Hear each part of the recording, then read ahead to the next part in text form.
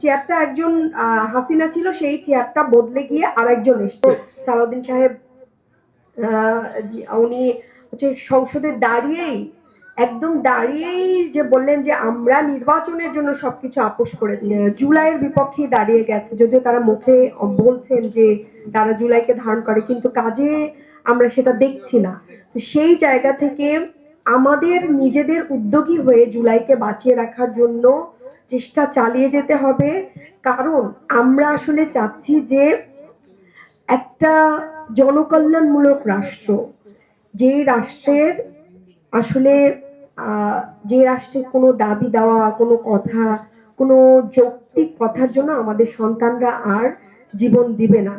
ঠিক এই যে আবু সাইদ, মুগ্ধরা, ওয়াসিমরা জীবন দিয়ে গেল, এই জীবনের মূল্য আসলে যারা সরকারে আছে তারা এই যে এই কি চিন্তা নিয়ে, কোন কারণে এই যে এতগুলো প্রাণ দিয়ে গেল আমাদের ছেলেরা, এই জিনিসটা কিন্তু তারা এখন আর মনে করছে না। তারা ভাবছে যে শুরু থেকেই তাদের মধ্যে একটা, প্রথম থেকেই একটা চিন্তা ছিল নির্বাচন নির্বাচন। তারপর তো সালাউদ্দিন সাহেব উনি হচ্ছে সংসদে দাঁড়িয়েই একদম দাঁড়িয়েই যে বললেন যে আমরা নির্বাচনের জন্য সবকিছু আপোষ করেছি। কিন্তু আমরা এই যারা আছি, যারা সংস্কারের পক্ষে লড়ছি, আমরা সংস্কারের সাথে কোনো কিছু দিয়ে আপোষ করব না, কোনো কিছুর বিনিময়ে আপোষ করব না।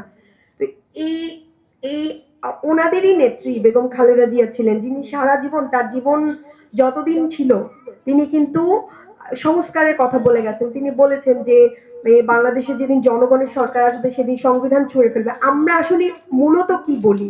মূলত বলি যে আমাদের এই সংবিধান সংস্কার করতে হবে, আমাদের যে যে কাঠামো, এই যে দুদকের আলাদা আমরা কমিশন চেয়েছি, আমরা মানবাধিকার কমিশন চেয়েছি, আমরা গুম কমিশন চেয়েছি, কিন্তু ওনারা এগুলো কোনো কিছু রাখছে না। ওনারা জাস্ট চেয়ারটা একজন হাসিনা ছিল, সেই চেয়ারটা বদলে গিয়ে আরেকজন এসছে, কিন্তু যেই কাঠামো ছিল সেই কাঠামোর কোনো পরিবর্তন হয় না। অথচ আমাদের লড়াইটা ছিল, জুলাইয়ের লড়াইটা ছিল এই কাঠামো পরিবর্তনের।